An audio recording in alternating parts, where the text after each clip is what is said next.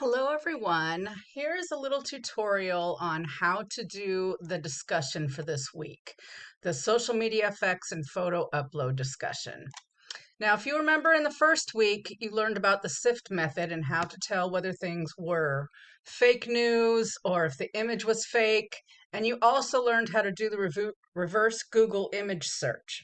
So this week, you're going to put that into practice. In this assignment for this week, you're going to find a picture off the internet or creativecommons.org, and you're going to give credit to the creator or paste the URL where you got it from. Then you're going to discuss why this image represents how social media affects a person in the areas that we discussed in this module, which would be here, all the topics that we covered, family, friendships, working relationships, all of those you can choose from. And then you're going to write a few sentences describing why you chose it. And this can be a negative or a positive effect. So you can use Google to search for images, make sure that they are not copyrighted and they are free to share. Sometimes it won't let you even upload them if there is a copyright.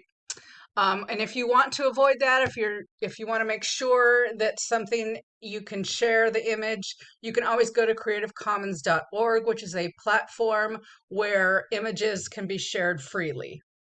So those are your two options. And then let's go down here to where my example is. I picked this little guy. You probably saw him in the module this week. Here's my URL. And then here is the little few sentences that I wrote about it. And that's all you're going to do. So now I'm going to show you some of the ways that you can upload your photo. So let's say I chose social media addiction and I wanted to get an image for that. So I just typed that in, click search, and then all these came up. I'm going to show you this one because this one would not let me share it. So when you see a picture like this, you go, oh, that's great. And then you go over here and you say, okay, well, here's the URL that I can just paste it to. But you need to be able to check the page first to make sure that it's there. So go ahead and click on that. And this is already taking us into a different kind of territory where we're picking the language. That's not a good sign. And then it says access denied. So you're probably not going to want to use that picture. So let's go back. And then I'm going to choose this one. And then over here, I can click on the page, or you can just copy and paste the URL. And it does come up here. So now we know where we can find it.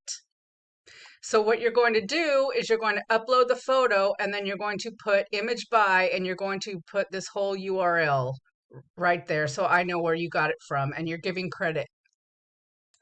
So there's two ways that you can upload the picture. You can right click and pick copy image. And then I'm just going to put it right there. And you can, if you click in the middle of the image, you can resize it. You can also move it as long as it's you clicked on it and the outer areas are in blue. Then go over here to where the alignments are and you can click the center and you can move it around. The other way you can do it is by clicking right click and then pick save image as, and it'll save it for you.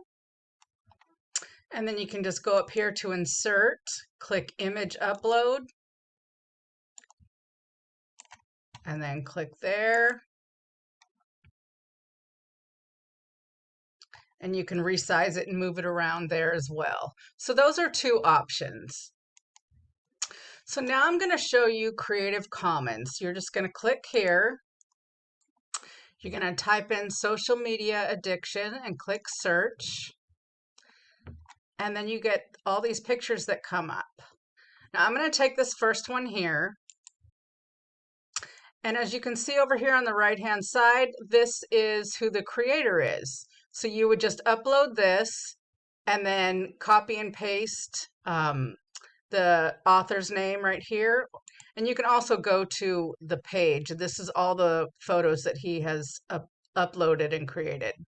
So those are two ways that you can do this assignment. And then I just added his photo right there, and this would be how you would credit it. So if anybody has any questions, feel free to email me. I'm always here to help you and to answer your questions, and I will get back to you as soon as possible. Or you can come into my Zoom meeting on Tuesday nights from 7 to 8 p.m. Optional, not mandatory. You don't have to attend if you don't want to. But if you have any questions, you want to ask me in person, that is one way to do it, okay? All right, have a great week.